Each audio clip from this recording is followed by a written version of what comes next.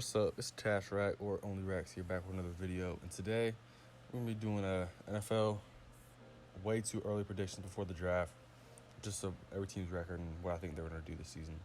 So number one, we got the Ravens going 12-4. A little bit decrease from last year just because it's a new year, but their defense is gonna be like maybe top two, top one. It's gonna compete with San Francisco's, but next we got the Browns. Got them going 9-7. It just depends on Baker Mayfield. They need O-line. That's probably what they're going to attack in the draft. So hopefully they address that need. Steelers, I have them going 10-6. They would be going lower, but Big Ben's coming back, so they obviously get a little boost there. They do need a draft quarterback of the future. They have a couple good quarterbacks in this draft, so hopefully they do that. Bengals 3-13. They're just, they got some horrible free agent moves, big money, bad players. I don't really like that. Miami got them going 8-8.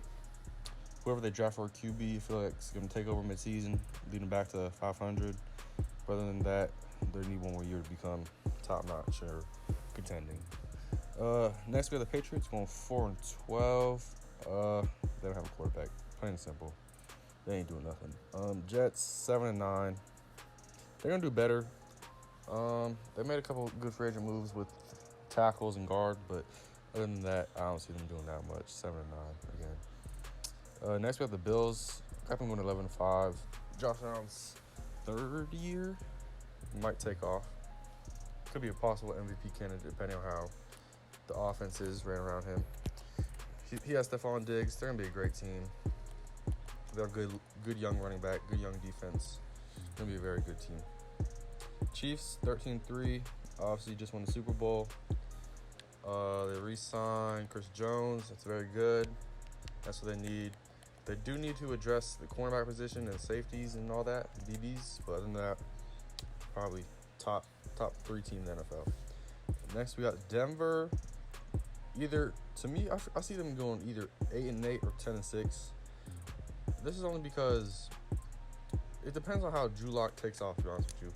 If he gets off to a shaky start, I don't see him doing that good this season. And that's why I think they'll be going 8-8. But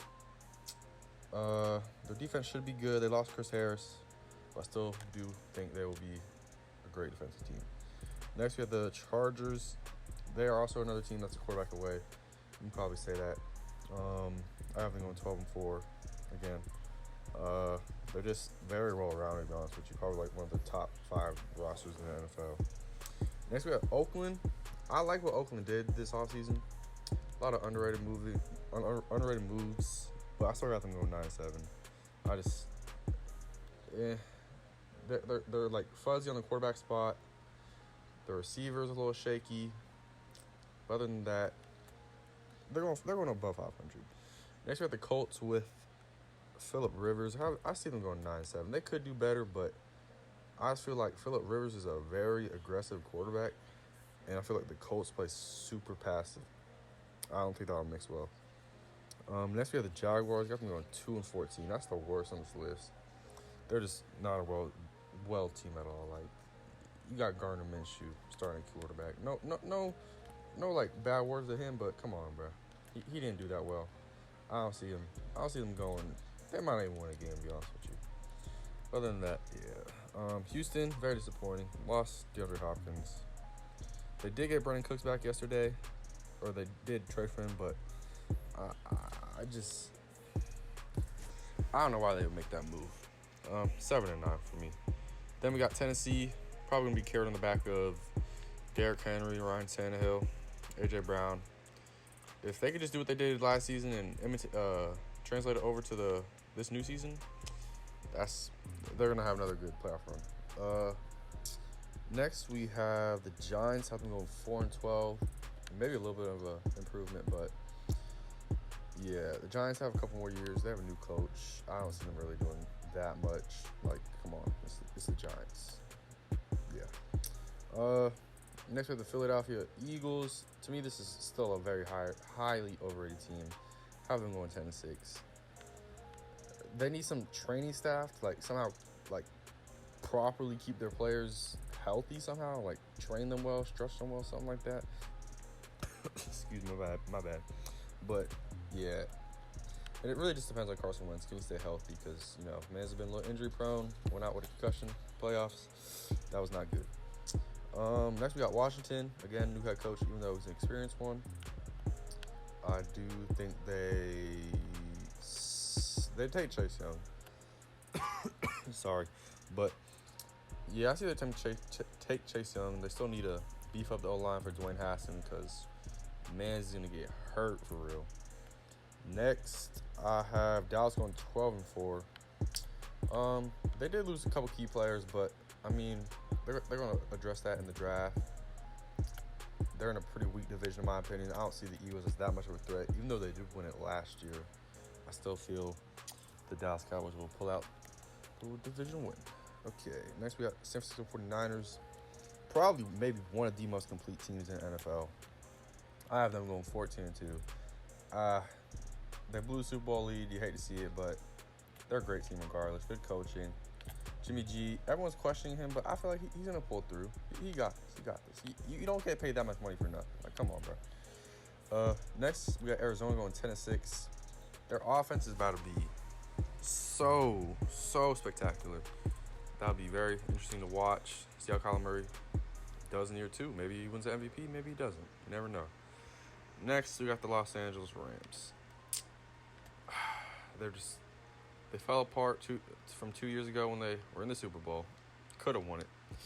Just very passive. I have them going 5-11 though. I don't see them doing that much. They have good defensive pieces, but offensively, you just lost your wide receiver 1. You still have Cooper Kupp, even though he can be a wide receiver 1, but still, like, you don't got nothing on offense to help the defense at all.